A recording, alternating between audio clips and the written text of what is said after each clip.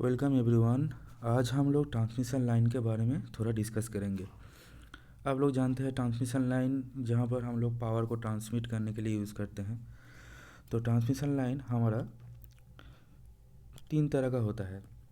पहला होता है हमारा short transmission line. Short transmission line इसका जो डिस्टेंस होता है 80 किलोमीटर तक इसका डिस्टेंस होता है, और इस ट्रांसमिशन लाइन में हम लोग वोल्टेज लेवल 70 केवी तक यूज़ करते हैं। उसके बाहर हम लोग यूज़ नहीं करते हैं। इंडिया में 70 केवी तो यूज़ नहीं होता है। अभी तक इंडिया में 66 केवी यूज़ होता है। तो 11 केवी, 33 केवी और 66 केवी को हम लोग इस शॉर्ट ट्रांसमिशन लाइन के अंदर हम लोग रखेंगे। और इसका ट्रांसमिट करने के लिए जो रेजिस्टेंस इंडक्टेंस हम लोग कैलकुलेशन करना पड़ता है। ठीक है, अगर हम लोग इस डायग्राम को देखें तो यहाँ पर ये एक सोर्स है, ये सोर्स है और यहाँ पर हमारा लोड है। और ये है एक ट्रांसमिशन लाइन, ये है दो कंडक्टर है, इसमें रेजिस्टेंस भी है और इंडक्टेंस भी है। यहाँ पर जेहेतु डिस्टेंस इसका थोड़ा कम है, इसीलिए हम लोग जो कैपेसिटेंस जो वैल्यू है इसको हम लोग नेगलेक्ट करते हैं। ठीक है, और इसके बाद आता है हमारा medium transmission line. Medium transmission line का जो डिस्टेंस होता है 80 किलोमीटर से ज़्यादा और 250 किलोमीटर के अंदर।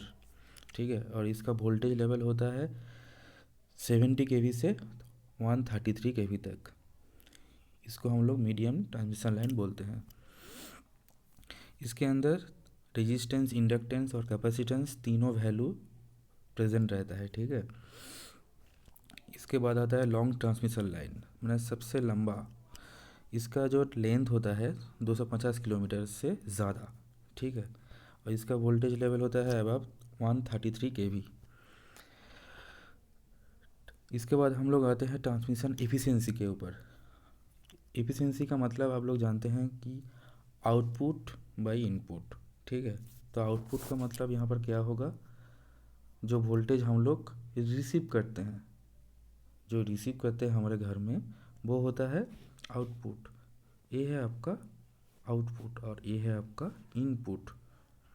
तो आउटपुट का पावर का मतलब वी आई कॉस फाई, ये है आपका पावर का फॉर्मूला। और वी आर का मतलब है वोल्टेज रिसीविंग, आई आर का मतलब है voltage current receiving, and cos phi का मतलब है पावर फैक्टर। और इसको परसेंटेज से हम लोग मल्टीप्लाई कर देंगे तो इफ़िशिएंसी हम लोगों का पता चल जाएगा। तो ये है आपका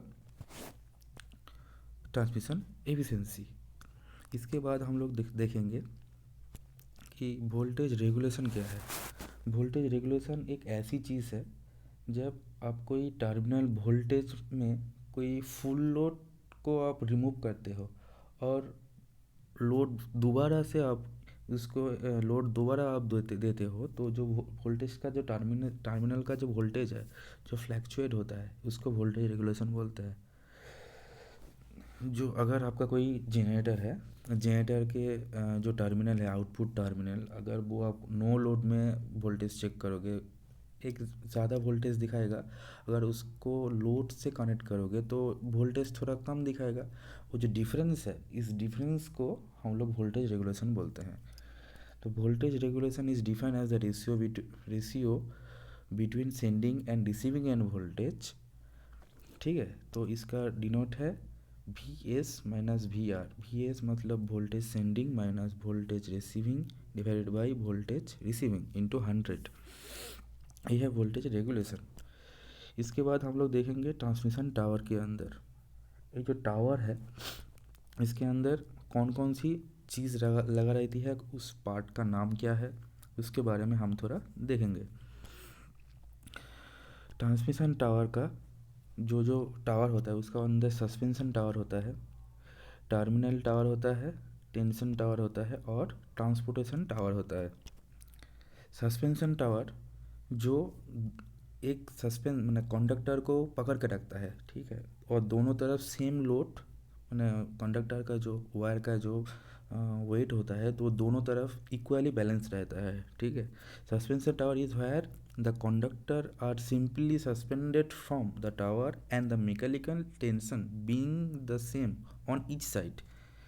ठीक है, आप यहाँ पर देख सकते हो कि ये इस तरफ भी जो लोड है और इस तरफ भी जो लोड है वो सेम है, और ये सब होल्ड करके रखता है, ये जो इंसुलेटर है सब होल्ड करके रखता है। ठीक है, ये है आपका सस्पेंशन टावर। इसके बाद आता है आपका टर्मिनल टावर और डेड एंड टावर, जहाँ पर हमारा ट्रांसमिशन लाइन का जो मैंने उसके उसके ट्रांसमिशन लाइन का, ये एक ट्रांसमिशन लाइन है और एक ट्रांसमिशन वायर है। इसके इस साइड में हम लोगों का ट्रांसमिशन लाइन ज़रूरत नहीं है, ये एंड सेक्शन है। तो ये इस यूज़ को होता है हमारा ट्रांसमिशन डेड एंड टावर, मैंने इसके बाहर हम लोग को पावर नहीं चाहिए।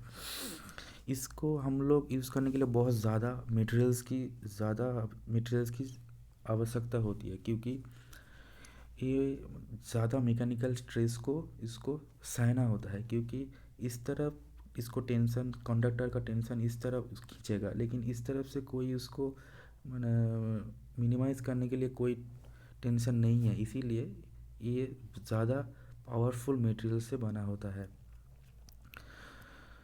तो dead end tower are require more special and heavier costlier suspension tower. इसके बाद होता है ट्रांसमिशन टावर बॉडी। अगर हम बॉडी में देखेंगे तो एक टावर का ये जो सेक्शन होता है, एक होता है पीक सेक्शन, एक होता है cage, cross arm, tower body. और इसके बाद टावर का जो आप देखेंगे तो टावर का जो ये जो सेक्शन है, ऊपर का जो सेक्शन है, इसमें हम लोग अर्थिंग वायर को यहाँ से ले जाते हैं। सबसे ऊपर जो वायर जाता है वो है अर्थिंग वायर, क्योंकि ये लाइटिंग प्रोटेक्शन से टावर को प्रोटेक्ट करता है। ठीक है, लाइटिंग चार्ज को एब्जॉर्ब करता है। ये है आपका इंसुलेटर। ठीक है, टावर बॉडी ये चला गया, ये है आपका क्रॉस आर्म, ये है आपका केज, और ये है आपका पीक। ठीक है, ऊपर की तरफ रहता है जो उसको पीक बोलते हैं। इसके बाद हमारा आता है design of A transmission line. हम ट्रांसमिशन लाइन को डिज़ाइन कैसे करते हैं। ट्रांसमिशन लाइन आप देखेंगे तो ट्रांसमिशन लाइन का जो हाइट होता है वो एक स्पेसिफाई होता है, और ये इंडियन इलेक्ट्रिसिटी रूल्स ही तय करता है कि कितना हाइट, ग्राउंड से कितना हाइट होगा। ठीक है, और वर्टिकल क्लियरेंस क्या होगा, हॉरिजॉन्टल क्लियरेंस क्या होगा, वो इंडियन इलेक्ट्रिसिटी रूल्स ही तय करता है। तो अगर हम लोग देखेंगे तो यहाँ पर minimum permissible ground clearance H1। इसके बाद होता है minimum sag of the conductor. ठीक है, सैग क्या है, सैग मतलब ये आपका दो कोई टावर है, इस टावर के बीचों बीच से आपका लाइन कंडक्टर गया है। इस लाइन कंडक्टर, ये जो डिस्टेंस है, ये दो कंडक्टर और इस डिस्टेंस को हम लोग सैग बोलते हैं। ठीक है, H3 मतलब vertical spacing between top and the bottom conductor, मतलब ये इस कंडक्टर और इस कंडक्टर का डिस्टेंस क्या होगा। ठीक है, और उसके बाद है हमारा vertical clearance between ground wire and top conductor, इसको H4 बोलते हैं। अगर हम लोग इंडियन इलेक्ट्रिसिटी रूल्स पे जाए तो इस डिस्टेंस क्या होगा वो हम लोग देखते हैं, चलते हैं।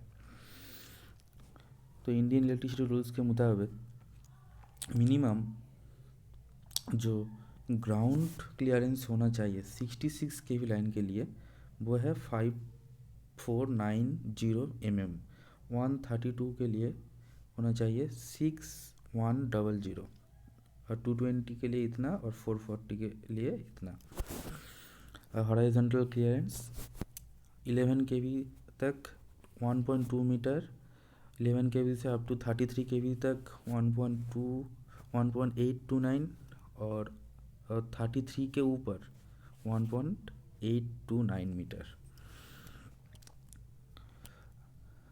स्पेसिंग ऑफ कंडक्टर, जो कंडक्टर जो होता है, जो आपका सपोज ये लाइन है, ये दो कंडक्टर है, इस कंडक्टर के बीचों बीच जो गैप है, ये गैप कितना होगा 66 जो सिंगल लाइन है, सिंगल लाइन का मतलब क्या है? सिंगल लाइन का मतलब है ये आपका कोई कंडक्टर है, ये आपका कोई टावर है, ठीक है। इस टावर से एक ही लाइन जा रहा है, ठीक है, एक ही लाइन, इसको हम लोग सिंगल लाइन बोलेंगे, ठीक है। और डबल लाइन का मतलब क्या है? डबल लाइन का मतलब है ये आपका कोई टावर है, इस साइड से भी एक जा रहा है और इस साइड से भी एक जा रहा है, इस यहाँ पर इंसुलेटर लगा हुआ है, ये है डबल लाइन, ठीक है। तो अगर हम लोग यहाँ पर देखेंगे तो 66 सिंगल के भी लाइन के लिए जो वर्टिकल स्पेसिंग होता है वो है 1030। अब ये सिंगल सर्किट है, ये टावर का 4 टाइप होता है, एक है ए टाइप, ए है बी टाइप, ए है सी टाइप और एक है डी टाइप। इसका जो एंगल होता है, एक पोल है और इधर भी एक पोल है। अगर इस पोल से इस पोल के अगर जो जा रहा है, जो जो गैप है, जो डिस्टेंस है, कितना कितना गैप है, इस गैप को एंगल से डिनोट करते हैं। समझ में नहीं आया होगा, दिखाते हैं फिर से। आपका कोई टावर है, यहाँ पर कोई ब्रिज है, ठीक है। तो ब्रिज के लिए आपको टावर इधर इंस्टॉल करना पड़ा, तो इस टावर से इस टावर में लाइन को जाने के लिए इतना जो डिस्टेंस तय करना पड़ा। तो इस डिस्टेंस, लेकिन ये जो लाइन है, इस लाइन का कितना डिग्री एंगल वो डिस्प्लेसमेंट हुआ, तो ये लाइन, ये जो एंगल है इसको बोलते हैं 0 to 2 डिग्री। अगर ये 0 to 2 डिग्री एंगल डिस्प्लेसमेंट होता है तो इसको बोलते हैं ए टाइप टावर। ये है आपका ए टाइप टावर। अगर ये आपका ये एंगल आपका 2 डिग्री टू 30 डिग्री तक होता है तो इसको बोलते हैं बी टाइप टावर। ये है आपका बी टाइप टावर, ठीक है। इसी तरह 66 डबल सर्किट, 66 मतलब डबल सर्किट मतलब दोनों वायर आपके ट्रांसमिशन लाइन से जा रहा है, तो इसको 66 के भी डबल लाइन हम बोलेंगे। तो ऐसी तरह सब यहाँ पर इंडियन इलेक्ट्रिसिटी रूल्स के मुताबिक यहाँ पर स्पेसिंग ऑफ ए कंडक्टर, दोनों कंडक्टर के बीच में कितना गैप होना चाहिए, हॉरिजॉन्टल और वर्टिकल, वो यहाँ पर दिया गया है, आप देख सकते हैं।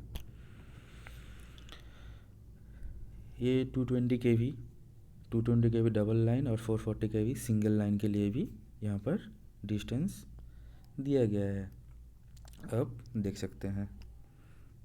इसके बाद हम देखते हैं power end voltage level calculation of A transmission line. कितना वोल्टेज हमको चाहिए, अगर डिस्टेंस हमारा 220, 100 किलोमीटर, 500 किलोमीटर, इतना ज़्यादा दूर अगर हम कोई पावर को भेजना चाहते हैं, ट्रांसमिट करना चाहते हैं, इसके लिए आप हमको कितना वोल्टेज देना पड़ेगा। इसके लिए हमारा एक फार्मूला है। फार्मूला क्या है? फार्मूला है हमारा E equals to 5.5 root over L by 1.6 plus KVA by 150। ये जो E है ये हमारा है ट्रांसमिशन वोल्टेज, ये हमको चाहिए। L मतलब लेंथ, KVA मतलब पावर, ठीक है। अब इस कैलकुलेशन से ये टेबल यहाँ पर लिखा गया है, ठीक है। अगर हमारा डिस्टेंस है 500 किलोमीटर, ठीक है, तो हमको कितना वोल्टेज चाहिए ट्रांसमिट करने के लिए? 765, ये है इंडिया का हाईएस्ट जनरेटिंग वोल्टेज, ठीक है। और इससे हम लोग कितना पावर ट्रांसमिट कर सकते हैं?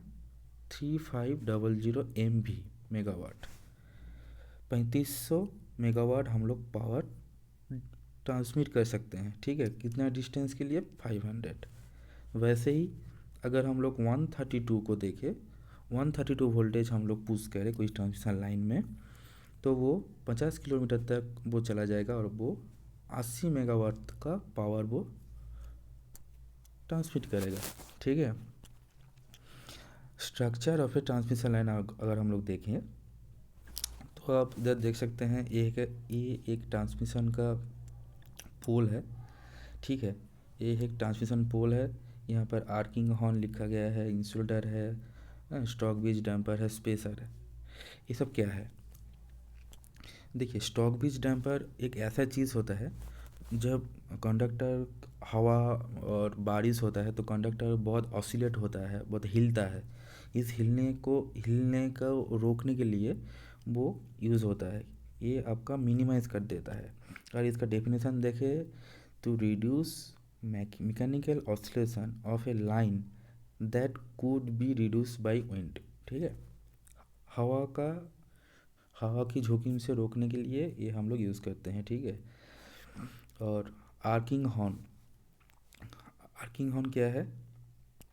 Arcing horn is protection of a power line insulator from damage due to arcing.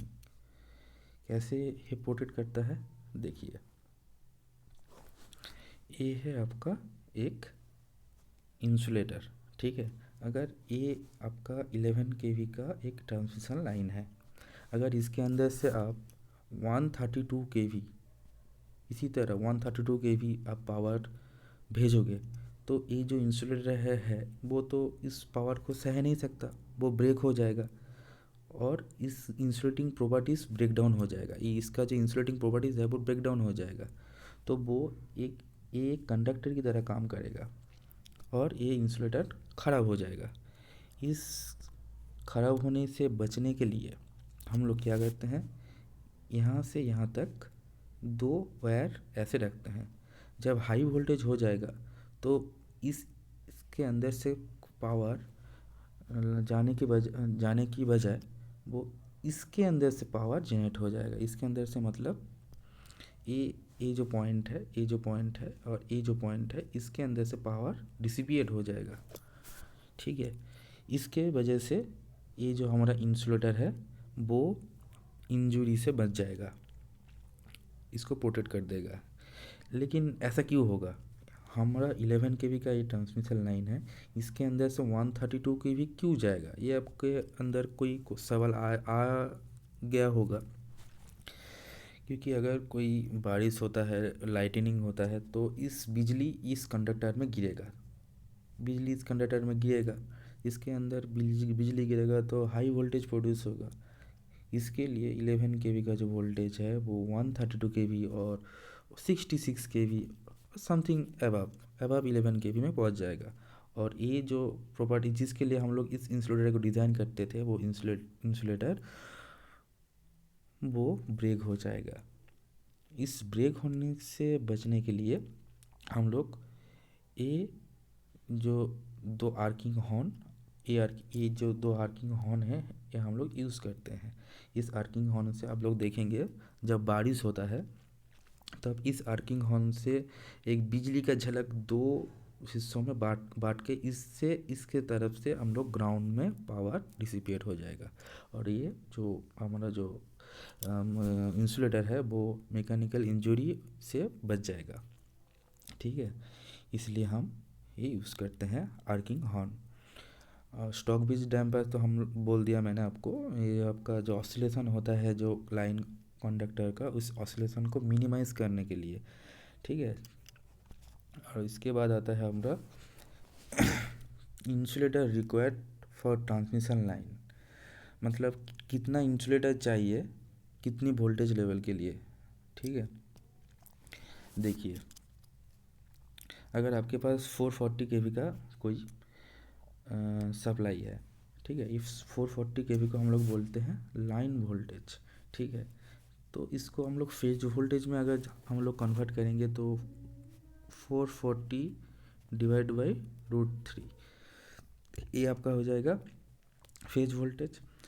तो अगर हर एक जो डिस इंसुलेटर होता है, ठीक है, तो उसका रेटिंग होता है 11 kV तक, ठीक है।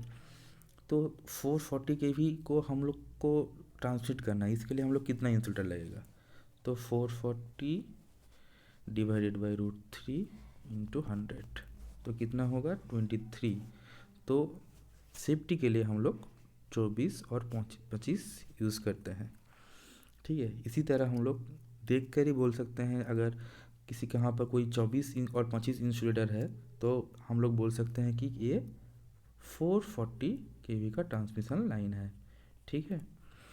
और अगर कोई किधर पे 33 केवी का 33 केवी का ट्रांसमिशन लाइन है तो हम लोग देखेंगे वहाँ पर 3 और 4 इंसुलेटर है, ठीक है। कि कौन सी टाइप इंसुलेटर, उसको बोलते हैं डिश टाइप इंसुलेटर, ठीक है। ये डिश टाइप इंसुलेटर होता है, ऐसे लगा रहता है, ठीक है। ये है आपका डिश टाइप इंसुलेटर।